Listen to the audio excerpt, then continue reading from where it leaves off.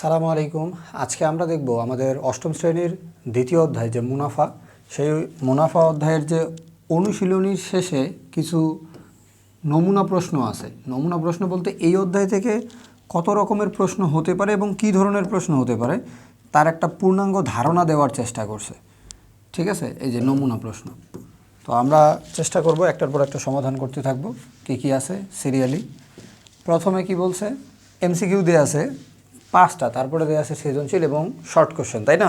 তোমাদের প্রশ্নটা বর্তমানে এই প্যাটার্নেই হয়ে থাকে। তো আমরা দেখি আমাদের প্রথম নাম্বার এমসিকিউটা কি বলতেছে। একদম ইজি একটা বিষয়, এত টাকার 8%, একদম পঞ্চম শ্রেণীর প্রশ্ন। ঠিক আছে, আচ্ছা এটা তো 1 নম্বর। 1050 এর 8%, পার্সেন্ট মানে কি, আমাদেরকে পার্সেন্ট লিখতে হবে, তুলতে হলে 100 দ্বারা ভাগ করতে হবে, তাই তো? আচ্ছা 2টা শূন্য, আচ্ছা 2টা শূন্য তো কাট যাচ্ছে না, একটা যাচ্ছে, একটা। আমরা যদি 10 দিয়ে ভাগ করি তাহলে হবে 10.5 গুণ 8, 8 10 80, আর 0.5 মানে অর্ধেক, হাফ দ্বারা গুণ করলে অর্ধেক হয়ে যায়, তাই না? তাহলে 8-এর অর্ধেক 4, তার মানে 84, পূর্ণাঙ্গ 0.0 আসবে। ওকে, এই যে উত্তর গ নম্বর। এখন দেখো 2 নম্বর, 1 টাকায় 5টি দরে ক্রয় করে 4টি দরে বিক্রয় করলে শতকরা লাভ বা ক্ষতি হবে কি না। 1 টাকায় আমি 5টি চকলেট কিনলাম, 4টি 1 টাকায় বিক্রি করলাম, এটাই কিন্তু বোঝাচ্ছে 1 টাকায় 5টি দরে ক্রয় করে 4টি দরে বিক্রয়, মানে টাকা কিন্তু 1 টাকাই প্রথমেই আছে, শতকরা লাভ বা ক্ষতি হবে। আচ্ছা, এখান থেকে আমাদেরকে নির্ণয় করতে হবে একটা কলার জন্য অথবা একটা চকলেটের জন্য কী দামে ক্রয় করে, একটার বিক্রয় মূল্য, এরকম করে হিসাব করে বের করতে হবে, তাই তো? আচ্ছা 2 নম্বর কী দেওয়া আছে, বলো 5টির ক্রয় মূল্য, 5টির ক্রয় মূল্য, 5টির ক্রয় মূল্য দেওয়া আছে 1 টাকা, তাই তো? তুমি বলো তাহলে 1টির ক্রয় মূল্য কত, 1/5, 0.2 টাকা, তাই তো? আচ্ছা এখন আসো বিক্রয় মূল্য, 4টির বিক্রয় মূল্য, 4টির বিক্রয় মূল্য কত, 1 টাকা, কারণ 1টি দরে ক্রয় করে, 1 টাকায় 5টি দরে ক্রয় করে, ওই 1 টাকায় 4টি দরে বিক্রয় করে, এটাই বোঝাইছে, তাই তো? তাহলে বলো 4টির বিক্রয় মূল্য 1 টাকা, তাহলে 1টির বিক্রয় মূল্য কত, মানে গড় আর কি নির্ণয় করতেছি, তাই তো? 1/4, তাহলে আসবে 0.25 টাকা। দেখো ক্রয় মূল্যের চাইতে কিন্তু বিক্রয় মূল্য বেশি, এখানে 2 নিয়েছিলাম, 0 একটা নিতে পারি, যেহেতু এখানে 2 ডিজিট, এখন মেলানোর জন্য দেখো বিক্রয় মূল্য কিন্তু বেশি, তাহলে কি লাভ হবে, লাভ। আর শতকরা লাভের একটা, তোমরা যারা এই অধ্যায়ের প্লেলিস্টের একদম শুরু থেকে ভিডিওগুলো দেখে আসছো বা শুরুর থেকে সব, তাদের এখন পারার কথা, যেহেতু নতুন তাই আমি পুরোটা লিখে দিচ্ছি। শতকরা লাভ, লাভ হবে এবং শতকরা লাভ, শতকরা লাভ। এই শতকরা লাভের একটা নিয়ম আছে, উপরে হচ্ছে লাভ হয় কতটুকু, মানে মুনাফা কতটুকু, এটা থেকে এটা বিয়োগ করো, এই যে 0.25, 0.20, তাহলে বিয়োগ করলে কত হবে, 5, 0.0, তাহলে 0.05, তাই তো? এটা হচ্ছে তোমার মুনাফা গুণ 100, এরপর একটা পার্সেন্ট আসবে, আর নিচে আসবে কত, তুমি কত টাকার জন্য লাভ করো, 0.20 টাকার জন্য লাভ করো, তাই তো? আচ্ছা এটা হচ্ছে তোমার আসলে যে 0.02, কারণ আমরা তো একটার জন্য হিসাব করতেছি না। ওকে, এখন দেখো এটুকু ক্যালকুলেট করলে কি হবে, আমরা দশমিক উঠাই দিয়ে 100 লিখবো, নিচের দশমিক উঠাই দিলে উপরে 100 লিখবো, তাই দুইটাই বাদ, সমান সমান আউট। 2 দিয়ে যদি আমরা ভাগ করি, 100 হবে 50, এই 50 5 দ্বারা গুণ করলে হবে, এই যে এখানে ভুল করছি, 0.20, তাই তো বলি, এত বেশি হয় কিভাবে না, এটা হবে পরে 20, তাই তো? তাহলে নিচে আছে আমাদের 20, 5 20 100, 5 5 25, তাই তো? আমাদের উত্তরটা হবে 25%। এই যে আমাদের লাভ হবে 25%। দেখছো, লাভ ক্ষতি সব দিয়ে রাখছে, কোনটা দাগাইতে হবে আমাদেরকে? অবশ্যই লাভ 25%। 3 নম্বর দেখো, খুবই মজার একটা প্রশ্ন। 10% হার মুনাফায় 100 টাকা 3 বছরের জন্য তুমি রাখছো, চক্রবৃদ্ধি মুনাফা দেয়া আছে 66 টাকা। ভালো করে খেয়াল করো, 10% মুনাফায়, এটা তোমার আসল পি। তাহলে বলো সরল মুনাফা তোমাকে নির্ণয় করতে বলছে, আই। এইটার রেসপেক্টে দেখি একটু আমরা পি লেখলাম, মানে 200, একবারে পি এন আর না লিখে মান বসাই দিতেছি। এন কত? 3 বছর। এটা তো পি না, এটা তো এন। আর কত? আর মানে কি? পার্সেন্ট। এই যে 10% মানে কি? পার্সেন্ট তুলে দিতে হলে 100 দ্বারা ভাগ করতে হবে, 2020। এখন কও 3 10 30 আর 2 গুণ করলে 60 টাকা। তার মানে তো ক নাম্বার? 1 নাম্বার সঠিক। চক্রবৃদ্ধি মুনাফা সহ মূলধন, মানে চক্রবৃদ্ধি মূলধন, এক কথায় চক্রবৃদ্ধি মূলধন। ঠিক আছে, তাহলে বলো সি ইকুয়াল পি কত? 2000 নাকি 200, 200 গুণ 1 যোগ আর, মানে কি 10/100 নাকি? এই 10/100 রে এইখানে এই 0 0 একটা করে কমিয়ে দেওয়া যায়, তাই না? আচ্ছা, উপরে এন মানে 2, তাহলে কি বলবা? এইখানে 200 গুণ করবা, এখানে নিচে 10, উপরে 1, লসাগু করে দেখবা তুমি, এরকম 11/10 আসবে। বুঝছো? এর সাথে গুণ হবে 2 বার। কেন? কারণ পাওয়ার আছে 2, মানে এই রাশিটা 2 বার হবে, তাই তো? আচ্ছা, একটা 0 2টা 0, একটা 2টা 0 কাট। তাহলে কী হবে? 11 করে গুণ করলে হয় 121, এই 2 দিয়ে গুণ করলে হবে 242। চক্রবৃদ্ধি না, ভুল, এটা ভুল, মিলল না আমাদের। কারণ 2 দিয়ে তুমি গুণ করে দেখো, 121 গুণ 2 সমান হবে 242। 206, দেখে 6 দেওয়া আছে, হবে না? আচ্ছা, এরপরে বলছে চক্রবৃদ্ধি মুনাফা ও সরল মুনাফার পার্থক্য। তাহলে কও তো, এই যে তোমার যদি মুনাফা, এটা হয় চক্রবৃদ্ধি মুনাফা এবং আসল একসাথে, তার সাথে তুমি যদি আসলটা বাদ দাও, তাহলে 42 টাকা কি নির্ণয় হইলো বলো তো? চক্রবৃদ্ধি মুনাফা নির্ণয় হইলো। 3, ও আচ্ছা সরি, আমরা তো 3 না নিয়ে 2 নিয়েছিলাম এইখানে। এ তো 3 বছর লেখা, 3, তার মানে আরও একবার আসবে নাকি?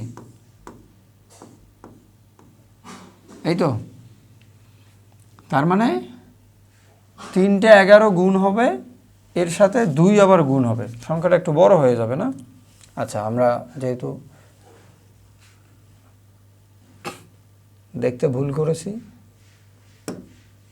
121-এর সাথে আর একটা 11 গুণ করলাম, তার সাথে গুণ করলাম 2000,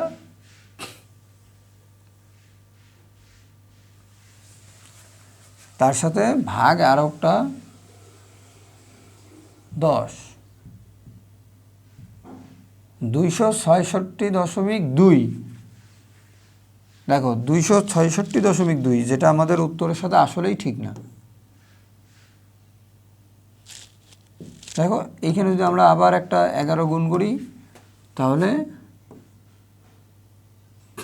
আবার 10 দিয়ে ভাগ আছে, কিন্তু 266. না, ভাগ 10। আচ্ছা, লেখাগুলো না আসবে না, আমাদেরকে একটু ক্লিন জায়গায় লেখাটা লিখতে হবে। মোটামুটি অঙ্কটা একটা প্রয়োজনীয় অঙ্ক, তাই তো? আচ্ছা, এবার দেখো, আমরা এখানে 200 গুণ 11/10, 11/10, 11/10 লিখলাম না? এই যে 2টা 0 কেটে দিলাম, আরও একটা 10 আছে, আমাদের গুণফল ওপরে যেটা তাকে 10 দিয়ে ভাগ করতে হবে। এটা হচ্ছে গুণফল ভাগ 10 সমান 266.2 টাকা। তাহলে বলো তো এটা কি উত্তর ঠিক আছে যে 266? ঠিক নেই। এখন দশমিক আসছে এখানে, এখানে দশমিক ছাড়া লিখছে, ঠিক নেই। এরপরের প্রশ্ন কি? এরপরের যে প্রশ্ন সেটা হলো যে আমাদের মুনাফা কত? চক্রবৃদ্ধি মুনাফা 66 টাকা হলে, ও বলেই দিছে চক্রবৃদ্ধি মুনাফা 66, তার মানে তো দশমিকটাকে তারা ইগনোর করতে বলছে। তাহলে আসলে 66 টাকাই মুনাফা হয়, কারণ আমার আসল তো 200 না 66। হ্যাঁ, আসল যেহেতু এত, তার মানে এই 2 নম্বরটাও সঠিক হবে, 2 নম্বরটাও সঠিক হবে। আবার দেখো তোমার সরল মুনাফা 60 টাকা, চক্রবৃদ্ধি মুনাফা 66 টাকা, তাদের বিয়োগফল কত, পার্থক্য কত, 6 টাকা। তার মানে এইটাও সঠিক। অতএব অ্যান্সার 1, 2, 3 গ সঠিক। ওকে, আচ্ছা আমরা আমাদের পরবর্তী প্রশ্ন দেখব। পরবর্তী প্রশ্ন নাম্বার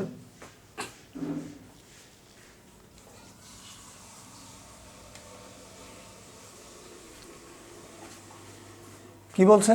জামিল সাহেব বার্ষিক 10% মুনাফায় ব্যাংকে রাখে 2000 টাকা। সরল মুনাফায় 2 বছরের আই ইকুয়াল পি মানে 2000, এন মানে এই যে 2 বছর, এই যে 2 বছর, আর কত 10%, 10/100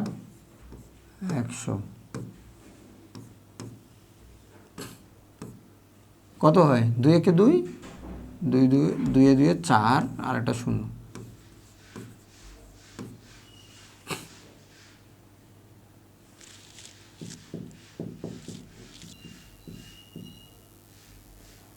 দুই শূন্য কাটা, 2 2 4 0 0, 400 টাকা হবে সরল মুনাফা। মুনাফা আসলে কত হবে? তাই তো 2000 যোগ 400, তাহলে 2400। এই যে ক নাম্বার উত্তর। এরপরে বলছে প্রথম বছরে চক্রবৃদ্ধি মূলধন কত হবে? প্রথম বছরে চক্রবৃদ্ধি মূলধন কি? আসল এবং ওই টাকার যে মুনাফা, সরল মুনাফাই তো। প্রথম বছর তো আর ওই তোমার সি দিয়ে করতে হয় না। প্রথম বছর সি দিয়েও তুমি যদি করো অ্যান্সার একই আসবে। 1 যোগ আর কত, আর হচ্ছে 10%, তাই তো? তুমি এখানে 1 লিখবা, দেখো অ্যান্সার এই 2400 টাকাই আসবে। প্রথম বছরের জন্য 2400 টাকাই আসবে। এইখানেও কত, 2000, এর সাথে গুণ করো, ওপরে হবে 110, নিচে হবে 100। এই যে 2 0 2 0 কাটলাম।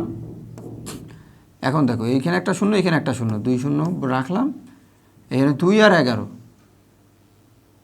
11 ডবল,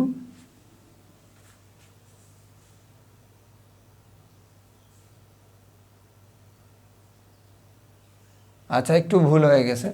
সেটা হলো এখানে 2 বছরের মুনাফা আসল, আমি এটাকে 1 বছরের মুনাফা মনে করে বলছি যে আসলে যোগ করলে তো ওইটাই হবে, কিন্তু না, এখানে 1 বছরের চক্রবৃদ্ধি মূলধন। যদি 1 বছরের মুনাফা আসল হইতো তাহলে সেম হইতো। কত হবে? 11 আর ডবল 22, 2200 টাকা। কোথায়? এই যে ঘ নাম্বার উত্তর, 2200 টাকা, তাই তো? ওকে, দেখতে দেখতে আমরা আমাদের 6 নম্বর প্রশ্ন দেখব এবার। আমাদের সৃজনশীলটা খুবই স্ট্যান্ডার্ড একটা সৃজনশীল, যেটা এই অধ্যায়ে সর্বোচ্চ আসার মতো বা সবসময় আসবে এরকম একটা প্রশ্ন। ঠিক আছে, ক নাম্বার কী বলছে একটু খেয়াল করো। তোমরা প্রশ্নের উদ্দীপকটা একবার ভালো করে পড়ো, তাহলে আশা করি বুঝতে পারার কথা। একই হার মুনাফায়, এখানে আর বলে দেয় নেই, একই পার্সেন্ট, এটা ধরে নিচ্ছি। কোনো মূলধন পি 1 বছরের জন্য, মানে এন ইকুয়াল যদি 1 হয়, চক্রবৃদ্ধি মূলধন সি ইকুয়াল এটা হয়। এই যে 1 বছরের জন্য বলা মানে কি জানো? এখানে সরল মুনাফাই যে 1 বছরের, সেটাই ওর সাথে যোগ করলে তো পরের বছরের জন্য সেটা চক্রবৃদ্ধি মূলধন হবে, তাই না? 1 বছরের জন্য একটু খেয়াল করো, 1 বছরের জন্য যাই নির্ণয় করবা, সরল মুনাফা যাই নির্ণয় করবা, সেটা একটু আগে বলে আসছিলাম এই যে এইখানে। কিন্তু সেখানে আমি 2 বছর মানে যদিও দেখেছিলাম, কিন্তু আমি দ্বিতীয়বার ম্যাথ করার সময় ওটাকে 1 বছর মনে করেই বলে ফেলছিলাম, তাই না? বাট এখানে সির পরিমাণ এটা, তার মানে এটাকেই আমরা 1 বছরের হিসাবে চিন্তা করলে এটার নাম হলো মুনাফা আসল, তাই তো?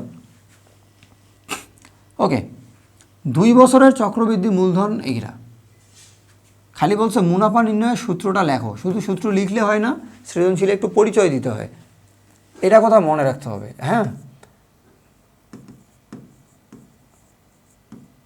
সৃজনশীলের ক্ষেত্রে সূত্র লিখলে শুধু সূত্র লিখতে হয় না, একটু পরিচয় দিতে হয়, এটা মনে রাখতে হবে। মুনাফা আই ইকুয়াল পিএনআর এরকম করে লিখে অবশ্যই এখানে লিখবা, এখানে আই ইকুয়াল মুনাফা, পি ইকুয়াল আসল, এন ইকুয়াল সময়কাল, আর আর ইকুয়াল লিখতে হবে মুনাফার হার, মুনাফার হার। অথবা যদি কেউ চায় আরও সুন্দর করে একটা শব্দ অ্যাড করবে, এবং আমি এটা পছন্দ করি, শতকরা কথাটা এখানে অ্যাড করা, কারণ এটা শতকরাই করা হয় তো। আর মুনাফার হার বলতে আমরা এখানে শতকরাটাকেই, যেহেতু পুরো অধ্যায়টাকে এভাবেই শেখানো হয়, তাই আলাদা করে আর সেটা মেনশন নাও করলে হয়। বলছে মূলধন নির্ণয় করতে। আচ্ছা বলো তো আমাদের কী কী দেয়া ছিল?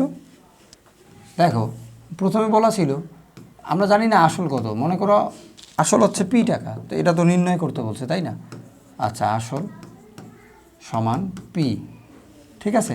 এন সমান তোমাকে বলছে 1 বছর, আর সি সমান বলছে 18,000 না 19,800, তাই তো? আচ্ছা, আবার বলছে কি যে আর ইকুয়াল তো আমরা জানি না, আর বাই 100, ওকে। আর এখানে হইলো আবার এন ইকুয়াল হইলো 2 বছর, সি ইকুয়াল দিয়েছে 20,880 টাকা, আর তো একই থাকবে এখানেও, আর মানেই তো আর বাই 100, তাই তো? ওকে, প্রথম বছরের জন্য আমরা কি জানি যে প্রথম বছরের জন্য যদি সূত্র অ্যাপ্লাই করি তাহলে সেটা মূলধন, চক্রবৃদ্ধি মূলধন, সেটা সরল মুনাফা এবং আসল, মুনাফা আসলের জন্য প্রথম বছরে সমান, তাই তো? এটা আমরা একটু আগেও এইখানে আমি যে বলতেছিলাম, তখন এইখানে বলতেছিলাম না, দ্বিতীয়বার এসে তো পরে দেখলাম যে না, আমি আসলে এখানে 1 বছর না 2 বছর দেখছি, তার মানে একটু প্রথম বছর হলে ঠিক ছিল, তাই না? ওকে, এখন বলো প্রথম শর্ত মতে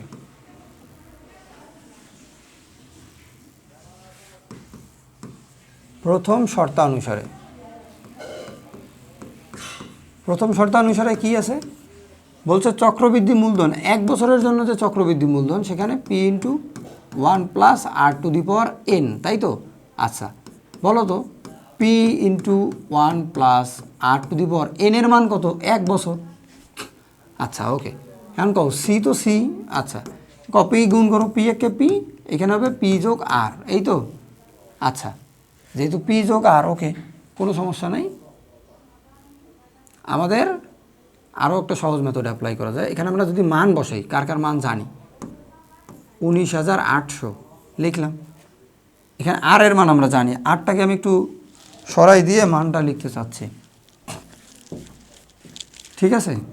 দেখো আর এর মান একটু লিখে দিতে চাচ্ছি, আর বাই 100, তাহলে এখানে লিখলে কেমন হবে? অতএব পি যোগ পি আর বাই 100 সমান 19,800, এই তো? এটা কি 1 নম্বর সমীকরণ হইল না তো? সমীকরণে যেহেতু নিয়ে আসতে চাচ্ছি, বা এই যে 100 পি যোগ পি আর, এখানে লসাগু করার পরে নিচে একটা 100 থাকবে, সেই 100টাকে আমি এই পাশে এনে গুণ করে দিচ্ছি একবারে, 19,800-র সাথে গুণ আবার 100, আমি আর 100 গুণ না করে 2 শূন্য বাড়াই দিয়ে লিখলাম 1 নাম্বার। এই কাজটা আবার দ্বিতীয় শর্তানুসারে,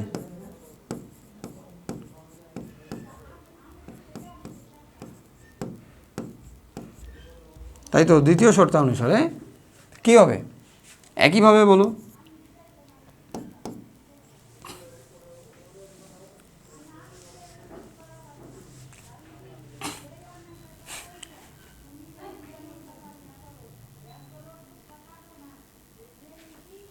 যেহেতু এখানে স্কোয়ার আসবে, মান বসাইতে পারবো না, তাহলে আমাদেরকে বিপরীত পথ অবলম্বন করা বেটার ছিল। ইয়েস, আচ্ছা আমি দেখাচ্ছি কিভাবে পরে তাড়াতাড়ি করা যাবে সেটাও দেখাবো। P into 1 plus R to the power N, তাই তো? আচ্ছা কও, পি তো পি আমরা জানি না, 1 যোগ আর কত, আর বাই 100, এরপরে এন এর মান 2, তাই না? আচ্ছা এখন কও 20,880 সমান পি গুণ ওপরে কত হবে,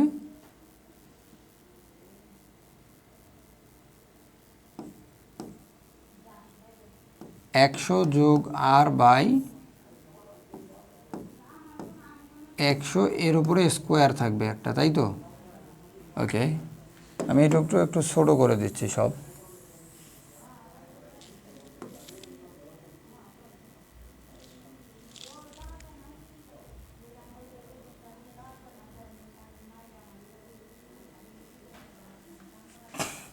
ওকে, এইটুকু একটু দেখি, বা এনে গুণ করে দিই।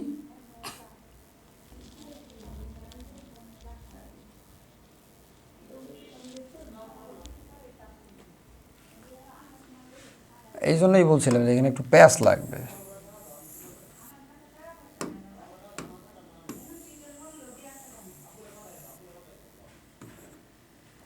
এই জন্যই এখানে বলছিলাম একটু প্যাচ লাগবে, বা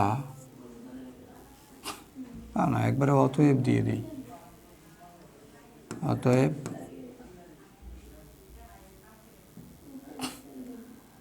আমরা লিখতে পারি পি 1 প্লাস আর ইকুয়াল, এই সি এর মানটা শুধু বসাবো 19,800, 1 নাম্বার। 2 নাম্বার বলো কি হবে দ্বিতীয় শর্ত মতে, কও দ্বিতীয় শর্ত অনুসারে। দ্বিতীয় শর্ত অনুসারে কী হবে, C equal P into 1 plus R to the power 2, তাই তো? আচ্ছা, বা সি ইকুয়াল, না আমরা একবারে লিখব, অতএব P into 1 plus R to the power 2 equal C. C এর মানটা আমরা এবার বসিয়ে দেবো 20,880। কেউ এখানে যদি 1 2 ব্যবহার করতো, C1 C2 না হলেও করা যেত, সমস্যা নেই। এই যে 2 নাম্বার, তাই তো? এখন দেখো আমরা 2 নাম্বার সমীকরণকে 1 নাম্বার সমীকরণ দ্বারা ভাগ করব। কি করব? 2 নাম্বার সমীকরণকে 1 নাম্বার সমীকরণ দ্বারা ভাগ করব। তাহলে কি হবে?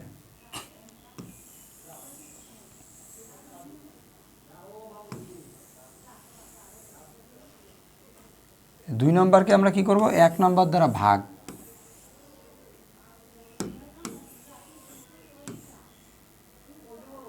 তাহলে ভাগ কিভাবে করে বলবো, যে এখানে মাঝখানে একটা ভাগ চিহ্ন দিলে তো এই যে 2 নম্বরকে 1 নম্বর দিয়ে ভাগ করলাম। বিষয়টা আসলে এরকম না, বাম পক্ষকে বাম পক্ষ দ্বারা, ডান পক্ষকে ডান পক্ষ দ্বারা। সমীকরণের ক্ষেত্রে যোগ বিয়োগ গুণ ভাগ এই ধরনের বিষয় আসলে ডান পক্ষের সাথে ডান পক্ষ, বাম পক্ষের সাথে বাম পক্ষের কাজ করতে হবে।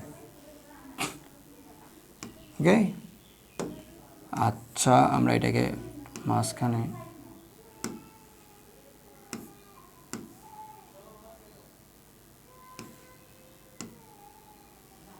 নিয়ে আসলাম, এই যে একটা, এই যে একটা। এখন দেখো বাম পক্ষ আর ডান পক্ষ ভাগ হয়ে গেছে, তাই না? জাস্ট এই বিষয়টাকে বোঝানোর জন্য এভাবে লিখলাম। হ্যাঁ, আচ্ছা, বাহ, কই পি আর পি কাটা, নিচে একটা 1 প্লাস আর, উপরে 1 প্লাস আর স্কোয়ার, দুইটা। এই যে স্কোয়ার মানে কি 2 বার না? এই যে 1 প্লাস আর ইন্টু 1 প্লাস আর, এরকম না? এই যে 2 বার, আর নিচে আছে কি 1 প্লাস আর 1 বার। ওকে, এটা দিয়ে এটাকে ভাগ করলে কত হবে? 1 0 1 0 কাটা যাবে, থাকবে কি 2088 ভাগ 1980, এই তো? ওকে, এখন কও এই যে একটা আর একটা আমি কেটে দিলাম, তাহলে কী হবে? 1 প্লাস আর থাকবে না? এখানে ভাগ করলে 1 পয়েন্ট সামথিং আসবে নাকি? 1 পয়েন্ট সামথিং আসবে। তার সাথে আমরা 1 বিয়োগ করে দিব। এই যে 2088 ভাগ 1980, 1.05 কি আসবে? 1.05। অতএব আর ইকুয়াল কী আসবে, বিয়োগ করো 1.05 থেকে 1 বিয়োগ করো 1.00, দশমিকের পর 0 লিখলাম, তাহলে কী হবে 0.05। দেখো আমরা কিন্তু এখানে আরকে r/100 লিখলেও পুরো অঙ্কে কোথাও আমরা r/100 লিখি নেই। তার মানে কি পার্সেন্টে আমরা পার্সেন্টটাকে কনভার্ট করে নেই এখনও। তাহলে পার্সেন্ট নিয়ে আসতে হলে কী করতে হবে, 100 দ্বারা গুণ করতে হয় না শতকরার জন্যে, বা 0.05 গুণ 100%। পার্সেন্ট আনতে হলে 100 দ্বারা গুণ করতে হয় পার্সেন্ট সহ, আর পার্সেন্ট তুলে দিতে হলে 100 দ্বারা ভাগ করতে হয়। ওকে, তাহলে 5% হবে। এটা যদি 5% হয়, এইটা ব্যবহার করে আমরা কি নির্ণয় করতে পারি, এখান থেকে আসল নির্ণয় করতে পারি না, পি। এই যে 1 নম্বর সমীকরণ থেকে তুমি পি নির্ণয় করতে পারো খুব ইজিলি। ঠিক আছে, আচ্ছা আমি একটু এই অংশটা, যদিও আমাদের এই অংশের কাজ না, এটা তো আগের পৃষ্ঠার কাজ, এখানে লাগবে না। আমরা এখন এই আর এর মান ব্যবহার করে আর ইকুয়াল 5% ব্যবহার করে আমরা কি নির্ণয় করব বলো তো, 1 নং সমীকরণ ব্যবহার করে পাই, এখান থেকে আমরা পি নির্ণয় করব।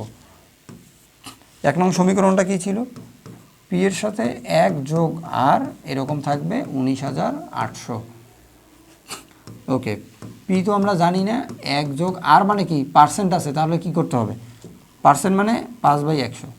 ওকে, আর যদি আমি এখানে পার্সেন্ট না দিয়ে সরাসরি আর এর মান ব্যবহার করি তাও তারপরেও হবে। দেখো,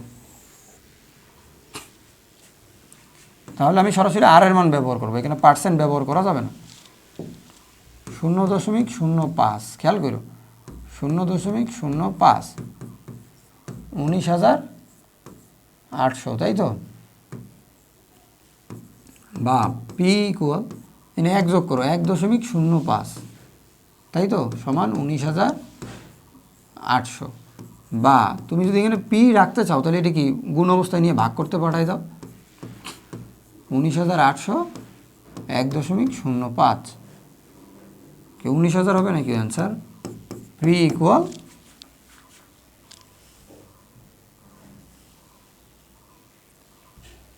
19,800 ভাগ 1.05,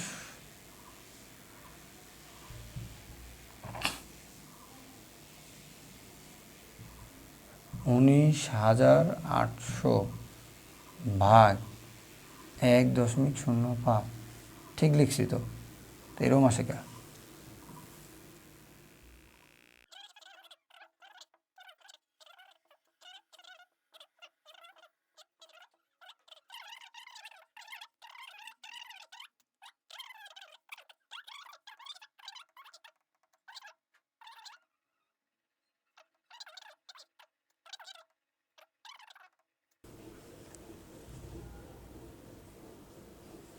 না, হচ্ছে না। তোমাদের ইনফরমেশন যেটা এই প্রশ্নেও আমার লেখা হয়ে গেছে এই অনুযায়ী আসলে সংখ্যাটা চেঞ্জ হচ্ছে না। ঠিক আছে, দেখি গ নাম্বারে একই হারে মানে আর একই থাকবে, উক্ত মূলধনের জন্য 3 বছর পর সরল ও চক্রবৃদ্ধি মুনাফার পার্থক্য নির্ণয় করো।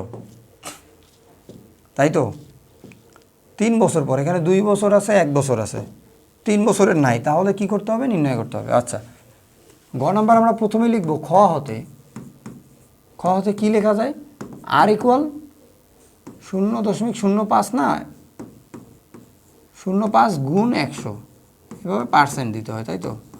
তাহলে ডিরেক্ট যদি লিখতে চাই, অথবা আরকে সরাসরি আমরা এখানে ব্যবহার করতে পারতাম, সমস্যা নেই, 5%। এখন বলো সরল মুনাফা, সরল মুনাফা মানে কি, পিএনআর মানে এখানে আই হবে, তাই তো। আচ্ছা, ইনফরমেশন আমাদের কাছে কি কি আছে,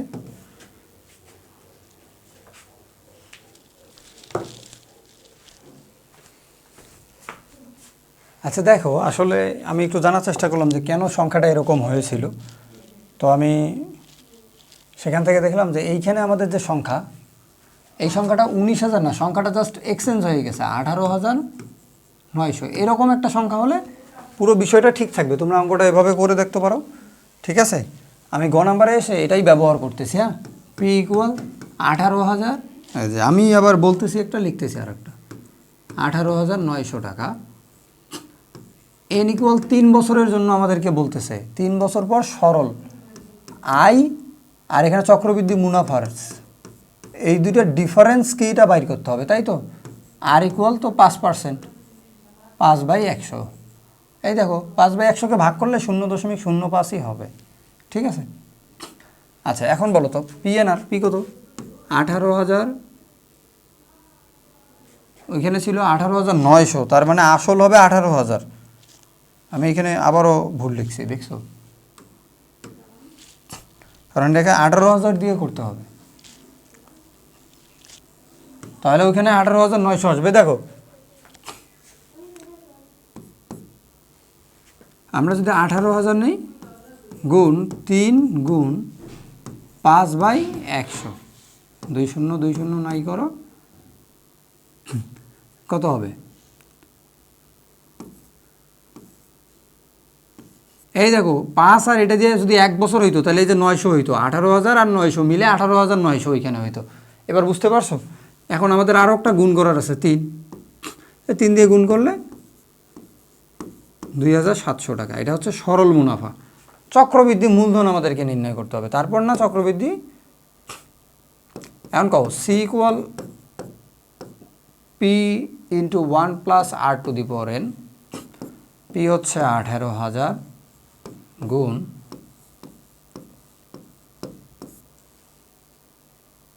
তাই তো 1 + 5/100, এই তো, আর এখানে হবে 3। আচ্ছা লেখো 18,000 গুণ, এখানে সরল করলে 105 আসবে, আর নিচে থাকবে কত? 100। আর এটা কতবার? 3 বার না? আচ্ছা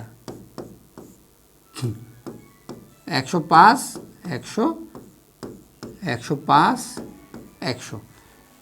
দেখো 3টে শূন্য, 1 2 3, আমাদের 1 2 3টে কাটতে পারি, তাই তো। এখানে 18, 105, 105, 105 3বার গুণ করে একের পরে 1 2 3টে শূন্য আছে, তাই তো। আচ্ছা আমরা একটু দেখি আমাদের সংখ্যাটা গুণ করলে কত আসে। তারপর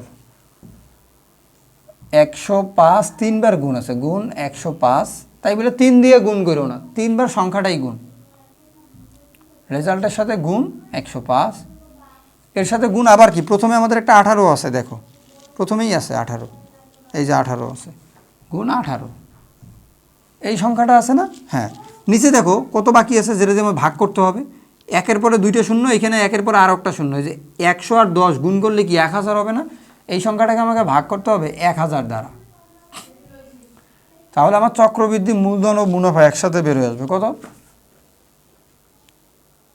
20,837, 20,837, 20,837.25, 20,837.25, এটা হচ্ছে টাকা।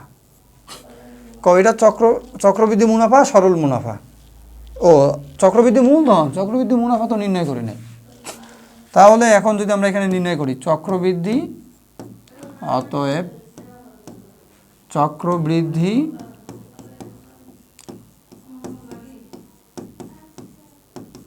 মুনাফা কি লিখবা? সি মাইনাস পি, 20,837.25 বিয়োগ 18,000 টাকা, তাই তো। বিয়োগ করলে কত হবে? 2,837.25 টাকা, তাই তো। আচ্ছা এখন বলো সরল আর চক্রবৃদ্ধি মুনাফার পার্থক্য কত? এই যে এখানে হচ্ছে 27, 2,700, এখানে 2,837, তাহলে পার্থক্য ইকুয়াল, তোমাদেরকে অবশ্যই এখানে পূর্ণাঙ্গ লাইনটা লিখতে হবে। আমি শর্ট জায়গায় লিখতেছি, তোমরা পূর্ণাঙ্গ পরের পেজে হলেও লিখবে।